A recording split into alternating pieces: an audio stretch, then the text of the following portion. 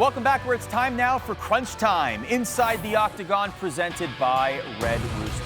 New Zealand light heavyweight Carlos Ulberg seemed to be in a crunch 4-time in his last fight against Alonzo Menifield, needing only 12 seconds to finish the fight. It was the third fastest finish in UFC light heavyweight history, earning Ulberg his 6th straight UFC win with an unforgettable left hook. Fighting out of Auckland, New Zealand, Carlos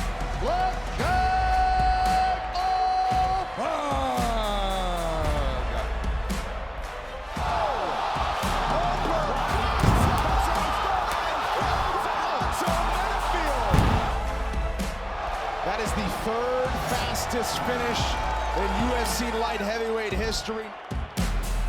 And we are now very happy to be joined by the number 10 ranked light heavyweight in the UFC. He's won 6 straight, now faces former title challenger Volkan Oezdemir on November 24th in Macau. Carlos Ulberg joining the show. Carlos, thanks for being here. Let's start with this.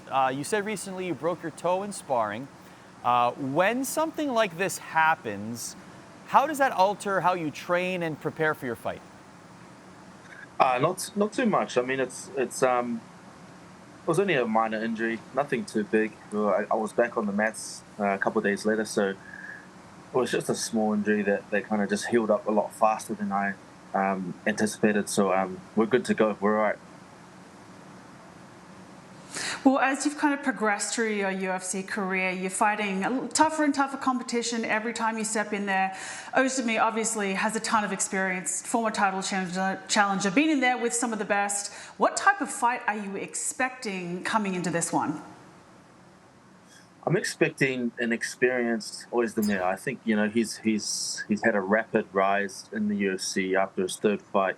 He fought big names like Daniel Cormier for the title, and then he had a rapid rise. But then now he's sort of making his way again, and he's a strong kickboxer, a lot of power, a lot of explosive power. So he's definitely a fighter that we need to be very aware and careful of. So I'm expecting it to be nothing less than a showdown, and yeah, something that the fans are definitely going to be on the edge of their seats for. Okay, so let's go with that. The fans are on the edge of their seats. You have a statement victory, let's say, over Oezdemir, who's number 6 in the rankings. So if that were to happen, if and when that were to happen, where do you think that puts you in the division? That puts me in a good spot. It puts me in a really good spot where obviously the light heavyweight division is an exciting one right now, and at any given point we can be offered this title shot, and that's predominantly where I want to be. So.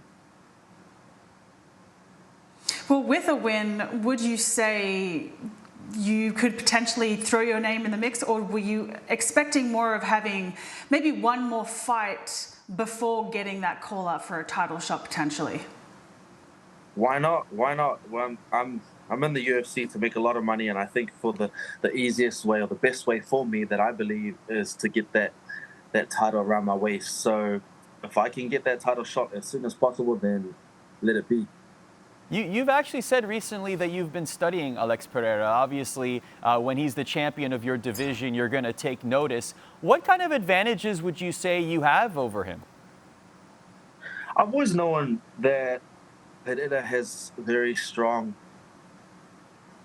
will, strong mental game, and obviously he's got a very strong kickboxing background. Now he's developing his ground game, so he's always been someone that I've been watching.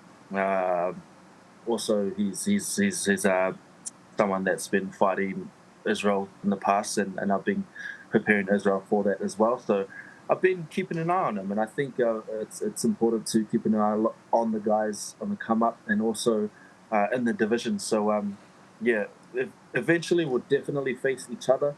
And I think that'll be an exciting fight where you'll have two jaguar spirits. And for me, I think this one will be named the King of the Jungle. Well, speaking of Israel and you preparing him for, a lot of those Alex fights, and he's had, a lot of experience both in kickboxing and in MMA against Pereira.